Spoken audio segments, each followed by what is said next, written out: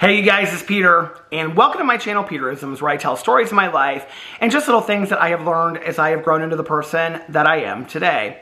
And it is really, really early. I went to the dentist early this morning. I had an 8 o'clock dental appointment, and it is currently 11:07. And so I thought I would get on here and read some meditations. I brought the Melody Beatty book with me, Language of Letting Go. And then I also brought with me the Meditations for Living in Balance, Daily Solutions for People Who Do Too Much by Ann Wilson Sheff. And I think that I am going to start with that meditation. So let's get right into it. September 8th, worry. When you borrow trouble, you give your peace of mind as security. Myrtle Reed. Why in the world would we borrow trouble when there are so many interesting things we could borrow? Yet we do borrow trouble when we worry. Worry is one of the most debilitating and unbalancing activities of human existence. Those of us who are worriers know that once initiated, worry takes on a life of its own.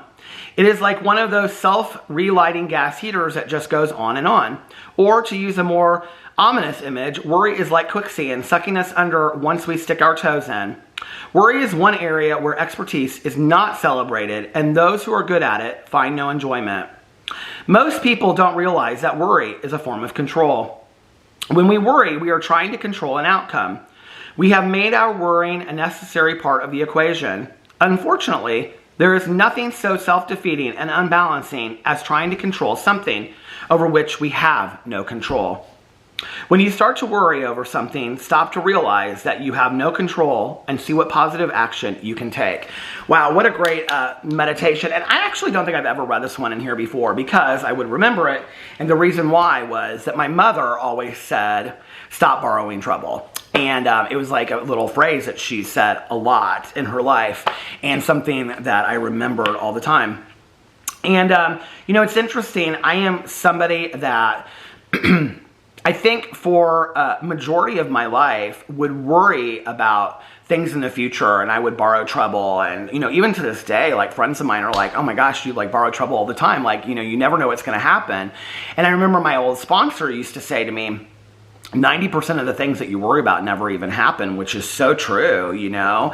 And I just like spin and spiral out of control in my head. And I don't know about you, but like I'll even like script conversations that I don't want to have. Like let's say if I have to have a difficult conversation with somebody, like I'll imagine them saying something to me and then I'll like script the whole conversation out in my head. And I've already played it out and how it's going to go and everything and how it's going to end.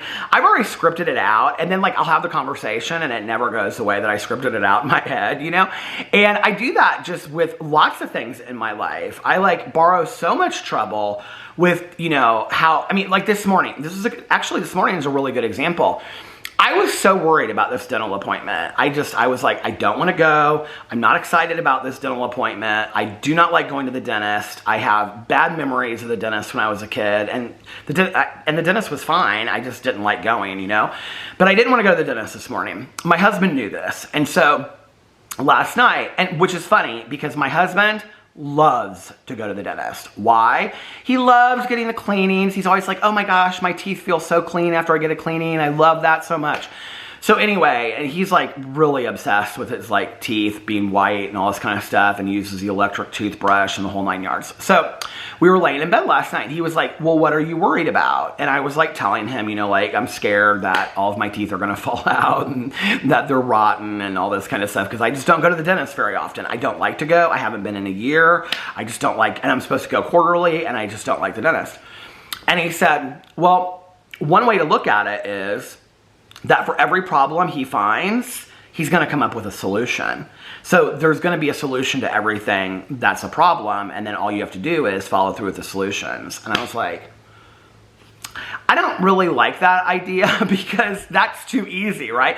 Like that would be too easy to just think, oh, there's all these solutions and all I have to do is just do what the dentist tells me and then everything will be okay, right? Even if it's a lot of pain and a lot, you know, maybe a lot of money.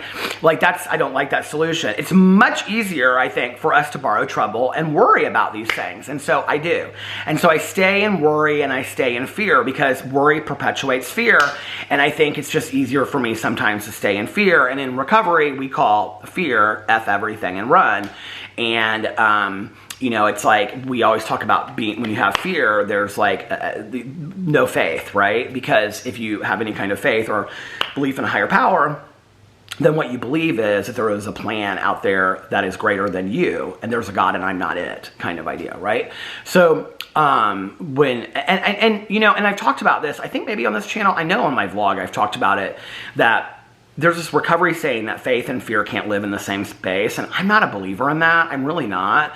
Like, I am a person that has a really strong relationship with my higher power, and yet I do feel like in certain situations I have a lot of fear that's very real to me, and that's just my personal belief. That's just my experience, but you know, I think when I work through things, it helps me. And then, like, I can look back on it. Like, I left that dentist appointment this morning. I was like, went and got breakfast on the way home, watched a little people puzzler. Everything was fine in the world, you know, and it's like, okay, now I don't have to worry so much anymore. And then in the future, what I'll do is I'll kind of lean on this experience and I'll be like, okay, remember that last experience? You were so worried, you were so freaked out, and there was no reason to be, right? Like, I had a hard time falling asleep last night because I was so worried about it. So there really is no reason to borrow trouble. And I will say that as I've gotten older, things have gotten easier. I wish I would have figured it out at 30, you know? I wish I would have figured it out at 30 instead of 50, because the older I mean, by the time you have half this stuff figured out, your life's up, you know, not almost, I hope it's not almost over, but your life is at least half over, you know? And then it's like you start applying it to your life, and it's like, okay, I can apply it now, but like, I really want to enjoy my life as well, you know, and I think doing that is really applying that don't worry, be happy. Don't worry, be happy. Do you remember that song? Attitude. All right, let's read from the, oh, this is a long one. Should I read this one or should I read another one? Oh, this is really long. Let's read this one. So this is from yesterday, because this one from September 8th in the language of letting go is like a page, almost 2 pages. So this one from September 7th is called Powerless Over Others. Stop making excuses for other people. Stop making excuses for ourselves. While it is our goal to develop compassion and achieve forgiveness, acceptance, and love, it is also, have I read this one on here already? Like a couple days ago? I feel like maybe I have. Anyway, it is also our goal to accept reality and hold people accountable for their behavior. We can also hold ourselves accountable for our own behavior and, at the same time, have compassion and understanding for ourselves. When we claim powerlessness, we are not claiming irresponsibility. We have no power to control others, what they do, what they did, or what they might do.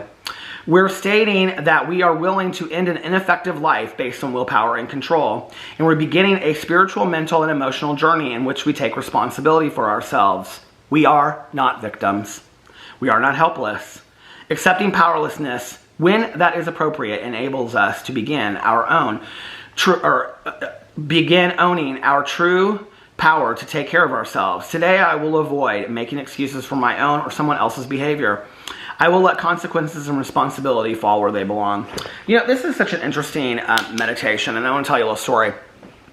There were like years ago, and I don't even really remember who the person was, but I just remember having this conversation with somebody. I mean, this was like literally like year 1 of me being sober.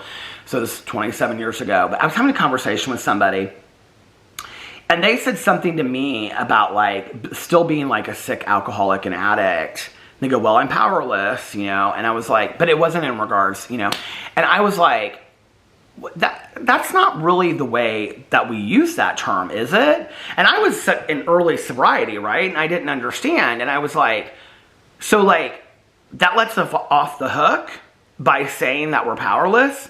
And I think it's important to understand this, especially if you're not in recovery. Saying that we're powerless over alcohol and drugs does not give us the ability for free will of doing what we want. Okay, it is not saying, well, I'm powerless over drugs and alcohol, therefore I am not responsible for using and what happens therefore after, okay, or thereafter. That is not what that means whatsoever, okay? Admitting that you are powerless over alcohol and drugs is acknowledgement that I can't control what happens when I put the substance in my mouth. The responsibility for me, this is just my experience, strength and hope, okay? The responsibility for me lies before I put the substance in my mouth, you know? And I'm like kind of wavering on a line. You know, there's a lot of discussion about willpower, and people say, well, we have no willpower and all that kind of stuff. I don't know. Like, I have a lot of choices before I actually pick up that first drink. You know, I have a choice whether or not I want to call my sponsor or pick up that first drink. I have a choice whether I go to a meeting or pick up that first drink or drug. I have a choice of whether I call a support friend or go, you know, pick up that first drink. I have a choice on whether I walk down the street, flush whatever substance I have, put it down the drain. There are a lot of choices that I have in between picking up that, for me, that's where the powerlessness piece comes in. Once I've picked up, you know, it's like, you know, 1 is too many and 1,000 is never enough. Like, once I've had that first sip of alcohol or that first pill or whatever, then it's kind of like I'm off to the races. And that's where the real trouble comes in. I think the important part of talking about powerlessness is also in talking about the unmanageability. Because when we talk about powerlessness, we talk about, you know, that I'm powerless over alcohol and drugs, or whichever one you choose, and that my life is unmanageable as a result of that powerlessness. So what we're saying is, when I use, okay, maybe when you go to Chi-Chi's and have Margaritaville, and maybe when you go to the Olive Garden and have a glass of wine, or wherever you go, you can handle it. But for this one, I'm going to go and I'm going to have a margarita, 15 tequila shots, 22 margaritas, and I don't know where I'm going to end up, and it might end up not even being the same night when I stop. I don't know where the road's going to take me. And then as a result of that, I'm not going to go to work. I'm not going to show up to my husband. I'm not going to pay my bills. That's the unmanageability part, right? So the powerlessness part is what happens to me when I put the substance in my system. It is not an excuse for all of these unmanageable behaviors. Those unmanageable behaviors are as a result of me putting these substances in my system to begin with. So the response, and that's what she's talking about in here, the responsibility comes in saying I'm responsible for taking care of myself and being healthy enough to call my sponsor or go to my therapist or go to my church or go to meetings or work steps or do whatever I have made as my support recovery system. Or whether if you're not in recovery, you know, by like going to therapy, going to counseling, going to support people, working out, getting exercise, eating healthy, getting sleep, whatever it is for you that you need to do to take care of yourself so that you don't go back into these old behaviors, right? Because that's the unmanageability part. And the responsibility is in taking care of ourselves. That was a fantastic meditation. I needed to hear that today. So let me know what you think in the comment section below. I love you guys, and I will see you tomorrow. Bye.